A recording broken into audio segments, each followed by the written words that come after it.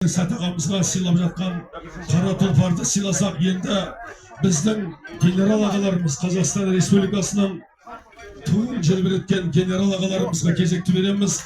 Дәл осы сәтте, осы ортада генералға жақын тұрыңыздар. Міне, шапалақ ұрып қойыңыздар. Екінші Ақбозат келатыр ағайындар, мінекей.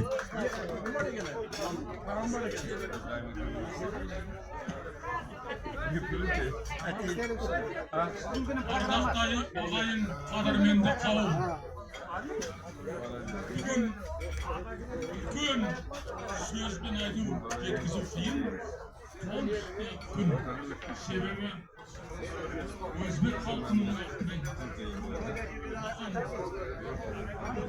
жақсы сөздер айтып, рахмет айтып, сый жасап отыр.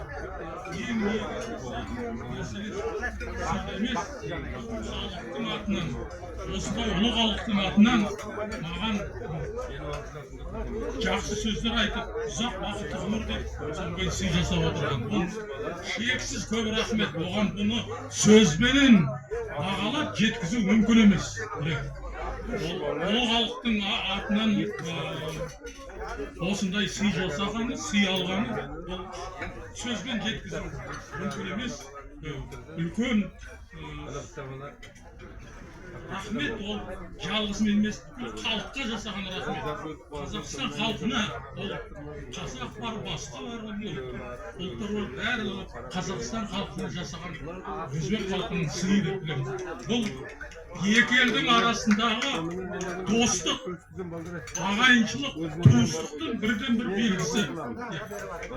Сондықтан енді мен осы жерде куә болып отырғаннан кейін рахмет деп айтамын. Ал бұны рахметке президенттің өзінің де сөзі жетпейді.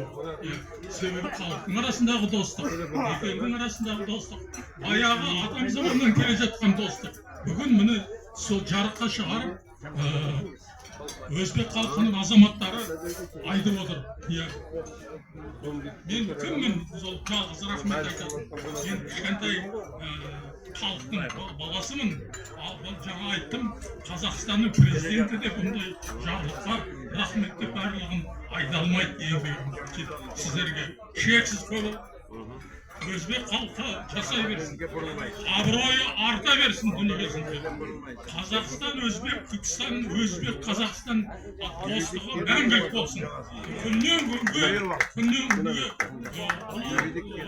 қуаныш, абырой бере берсін. Қадірлі ағайын, мынау алтын уақытты созбай осы сәтті пайдаланып, мынау ортамызда қазақ елінен келген бір топ генерал ағаларымыз тұр. Бәйдібек Қаған қорының төрағасы Қуаныш ағамыз, барша осы асты өткізіп жатқан Жұмахан аға, Бауыржан, Кереге, сіздер де жақындаңыздар. Барша қазақ елінің атынан осы елдің генералы Ділшат ағамыз отыр. Ділшат ағамыз да өзбек елінің батыр ел ағасы. Сондықтан генералдардың ағаларымыздың атынан Әбдіқадыр аға өзі мынау атты беру рәсімін өзін жасап, осы қазақ ел атынан Ділшат генералға да бір ақ бұзатты мінгізейік.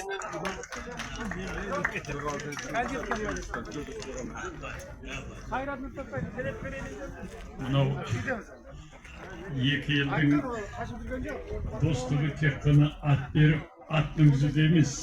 Біздің енді Сәт ағамыз айтпақшы, қайда ғасырлармен ғасыр қайнап келе жатқан біздің достығымыздың белгісі. Ал енді той болғаннан кейін, жиналғаннан кейін біз енді бір-бірімізге сый құрмет жасау ата-бабадан жалғасып келе жатқан. Ділшат аға, міне бізден енді міне құрмет болсын сізге. Қатты рахмет.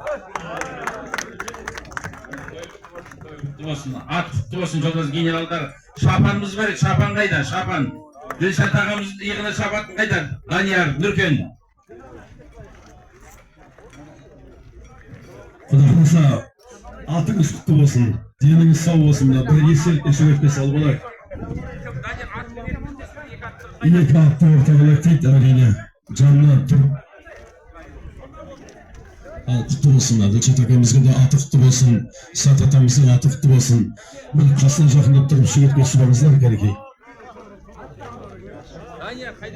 Шапан қайда, жаңа Орекең айтып жатқан шапан қайда? Біздің Ділшат ағамызға шапан бар деп